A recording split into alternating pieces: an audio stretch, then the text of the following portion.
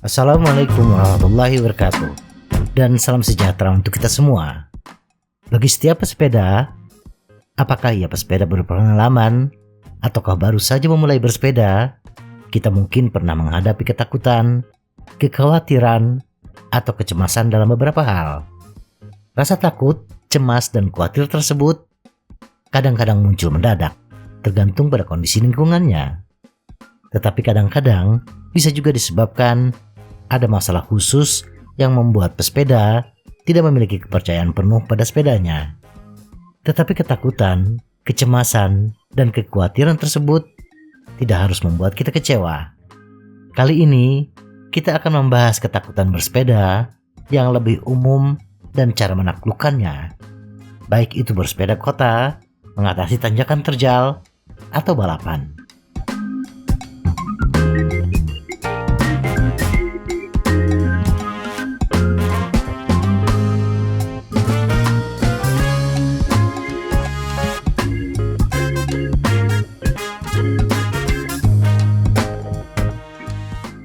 Satu, takut salah. Bersepeda bisa sedikit mengintimidasi, terutama bagi pendatang baru. Ketakutan untuk melakukan kesalahan adalah tipikal bagi setiap pemula, dan bahkan tidak eksklusif untuk bersepeda. Adalah hal yang lumrah kita merasa cemas atau takut bila berhadapan dengan hal yang baru.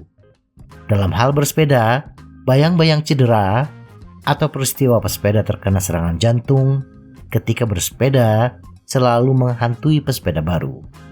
Untungnya, kita dapat mengurangi atau menghilangkan sebagian besar risiko serius yang menyertai bersepeda.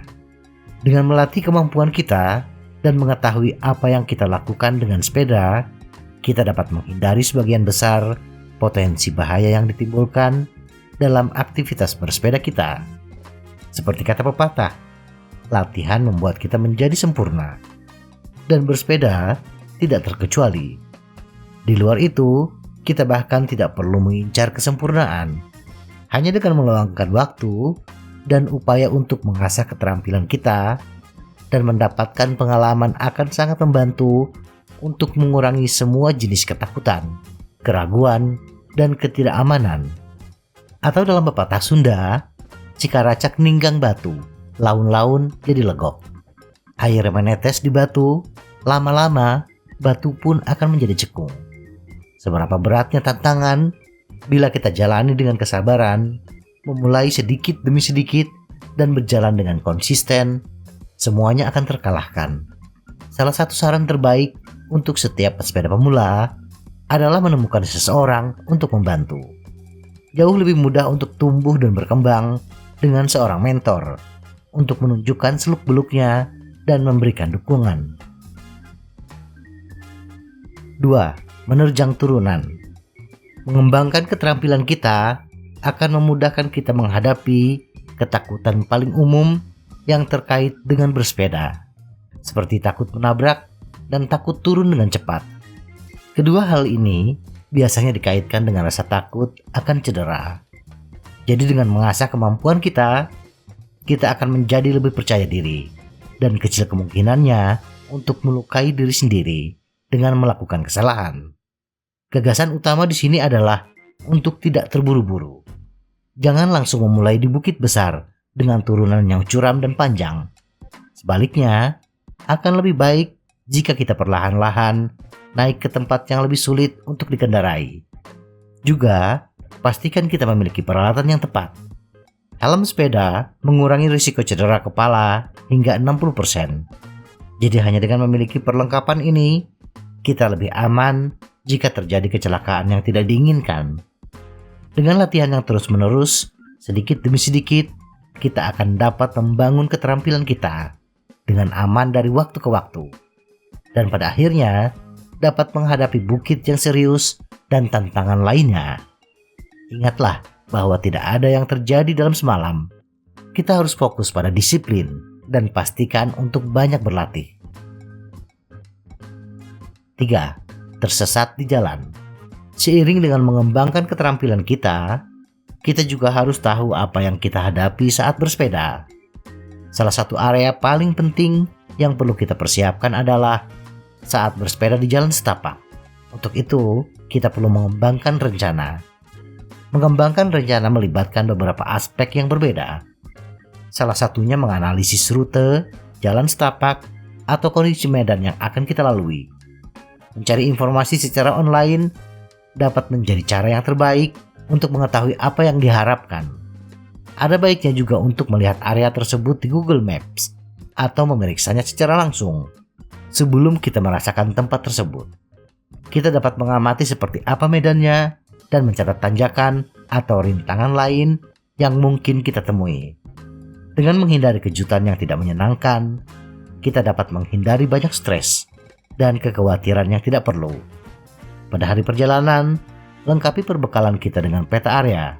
Upayakan bisa offline, kompas, persediaan nutrisi darurat, dan peralatan perbaikan sepeda. Dengan begitu, jika terjadi sesuatu, kita memiliki alat untuk mencari tahu di mana kita berada dan kembali ke tempat yang aman. Selain itu, jangan pernah melakukan perjalanan tanpa memberitahu orang-orang terdekat kita tentang rencana perjalanan kita. Kita perlu memberitahu mereka tentang di mana kita akan berada dan kapan. Dalam skenario terburuk, mereka bisa memperkirakan tentang kemana kita akan bersepeda. Dengan mengembangkan rencana matang dan melakukan persiapan yang diperlukan, kita akan lebih nyaman bersepeda jarak jauh dan merasa yakin di mana kita berada. Kita akan memiliki kesempatan yang lebih baik untuk mencapai tujuan jangka pendek dan jangka panjang kita.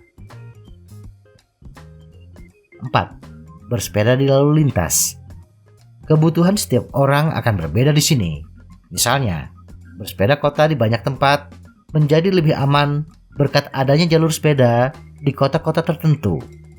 Namun, tidak semua pengguna jalan berhati-hati dengan pesepeda. Sebagai pesepeda, kita bertanggung jawab untuk mengetahui cara menggunakan isyarat tangan yang benar di lalu lintas. Selain itu, kita hanya perlu melatih kesadaran. Keselamatan juga harus menjadi prioritas utama kita. Jadi pastikan sepeda dan helmnya berkualitas tinggi. Selain itu, pikirkan lampu dan reflektor jika kita bersepeda di malam hari atau dini hari. 5. Tidak mencapai tujuan tertentu. Beberapa pesepeda mulai bersepeda untuk tujuan tertentu, seperti penurunan berat badan. Bagi mereka yang bergumul dengan rasa takut akan kegagalan, perasaan tidak mampu, atau kesulitan untuk tetap termotivasi, mengambil langkah demi langkah sudah cukup untuk mencapai potensi penuh kita. Memiliki tujuan jangka panjang bisa menjadi cara yang bagus untuk tetap termotivasi dan juga memungkinkan kita melacak kemajuan kita lebih dekat. Munculkan beberapa pencapaian yang ingin kita capai dan kapan. Dari sana, rencanakan mundur secara metodis sehingga kita dapat menguraikan langkah-langkah untuk mencapai tujuan akhir kita. Desain mundur adalah cara terbaik untuk mendorong diri sendiri karena memberikan langkah nyata untuk mencapai pencapaian kita. Selain tujuan bersepeda, desain mundur juga bisa sangat membantu untuk mengembangkan rencana dan tujuan jangka panjang. Luangkan waktu untuk memikirkan tentang apa yang ingin kita capai dalam jangka waktu tertentu, apa yang ingin kita capai, dan apa yang ingin kita dapatkan darinya. Jika kita ingin mencoba bersepeda untuk menurunkan berat badan misalnya, pikirkan metode lain apa yang diperlukan untuk mencapai tujuan kesehatan kita. Kita mungkin melihat rencana nutrisi kita, aktivitas kebugaran lainnya, dan lain-lain. 6. Kehabisan tenaga. Beberapa dari kita kompetitif, dan begitu kita mulai, kita ingin menjadi yang terbaik. Tetapi untuk beberapa pesepeda, motivasi itu juga dapat datang dengan rasa takut yang alami tentang kehabisan tenaga pada saat yang tepat. Sebagian besar pelatihan praktis berfokus pada kecepatan, tetapi permasalahan akan datang dari memulai terlalu cepat atau terlalu keras di tanjakan. Dibutuhkan disiplin dan beberapa persiapan, tetapi menentukan kecepatan kita yang benar sangat penting. untuk menghasilkan kinerja yang solid. Hal terakhir yang ingin kita hindari adalah kelelahan di tanjakan curam, atau bahkan sebelum kita mendekati titik akhir. 7. Juru kunci. Jika kita berlatih untuk balapan, kita ada di dalamnya untuk memenangkannya. Melakukannya membutuhkan pelatihan yang tepat. Dapatkan gambaran seperti apa kondisi tersebut dan sesuaikan latihan kita agar sesuai dengan kondisi yang akan kita hadapi.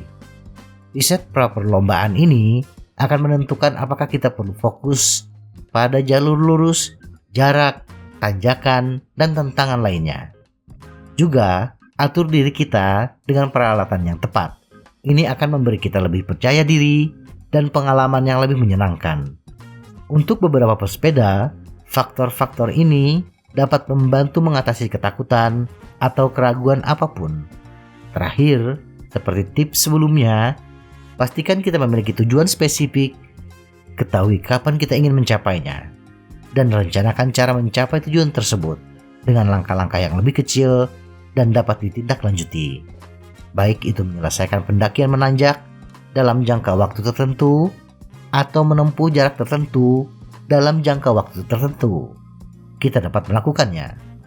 Dan kita bahkan mungkin keluar lebih dulu dari yang lain.